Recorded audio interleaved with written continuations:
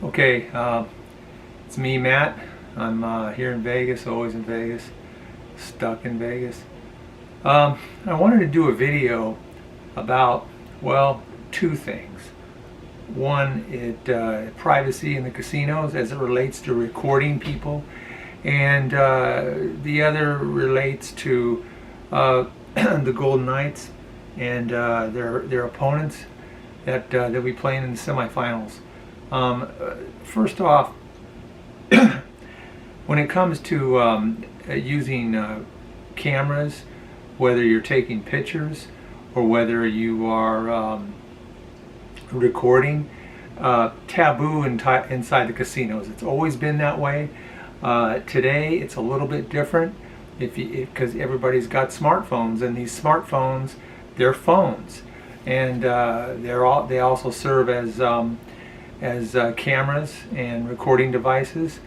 So they won't ban you from bringing in your phone, but they don't like you taking pictures. This goes back to the beginning of Vegas. You know, it's very private. Even before the saying "what happens in Vegas stays in Vegas," that was always true. You know, you could come, you could gamble, and nobody knows who you are, and nobody's going to take your picture. And even to this day, if you walk into a casino with a big camera, like the kind that I'm using right now, they will say something. They will walk over and tell you to knock it off. With the recording devices, I mean, in the form of a smartphone, really, you know, if you're at a slot machine and you're winning, or you want to take a little picture, record, you just won a jackpot, there's nothing wrong with that, because it's just you. And be careful who you're filming or recording. But you know, as far as going through the casino and you're recording people or gambling, that's a big no-no. A lot of younger people don't understand that. They think, you know, the casino think you're going to learn some system for cheating them or something. It's all about privacy. Man comes here, he's playing craps, and he's playing right next to his secretary. You know, he didn't want his wife finding out about that. We got to be careful with that. Literally, what happens in Vegas stays in Vegas. Recording on the strip is one thing, but once you get inside that casino, you know, be careful. Respect people's privacy. That's what it's all about, privacy. Keep that in mind. And then, you know, the reason why it's important to understand that is right now, the Vegas Golden Knights, who just wrapped it up yesterday by defeating the Colorado Avalanche, they'll be moving on to play the Montreal Canadiens, and that will begin. 7-game series starts Monday, and we get home ice advantage. Also, we'll be playing on Wednesday. So the Canadiens will be coming here. That's the name of the team, Montreal Canadiens. Spelled a little differently, or maybe they spell it that way in Canada, I don't know. But the thing is, they're going to be coming here. Canada is on a vicious, inhumane lockdown. I feel sorry for Canadians.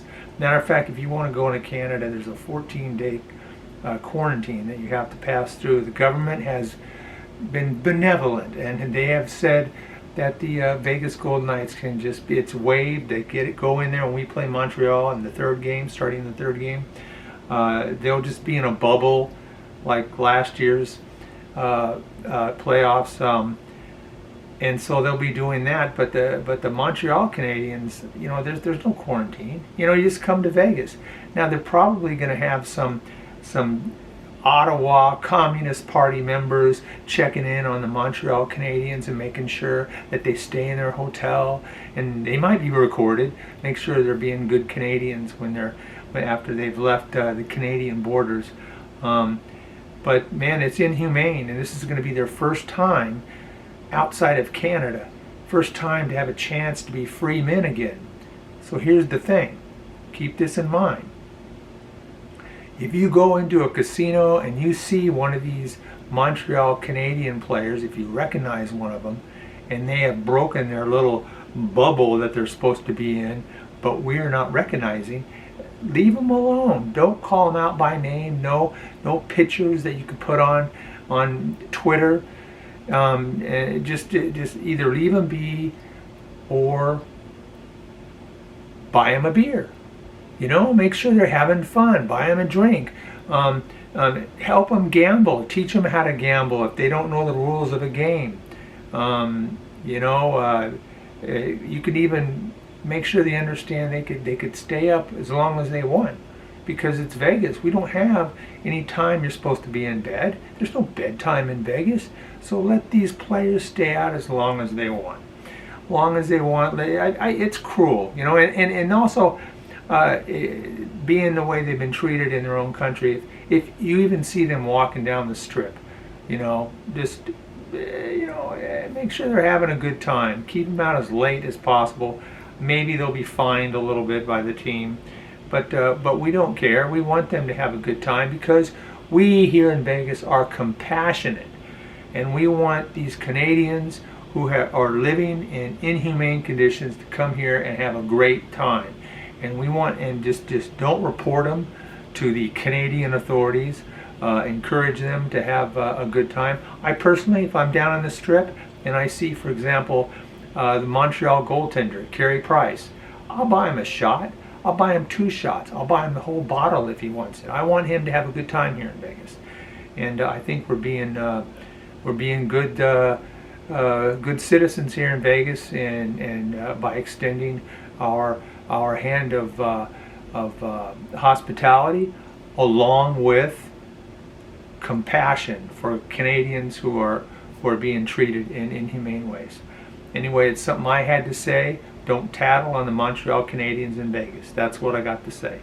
And go Knights, go. I'm out of here.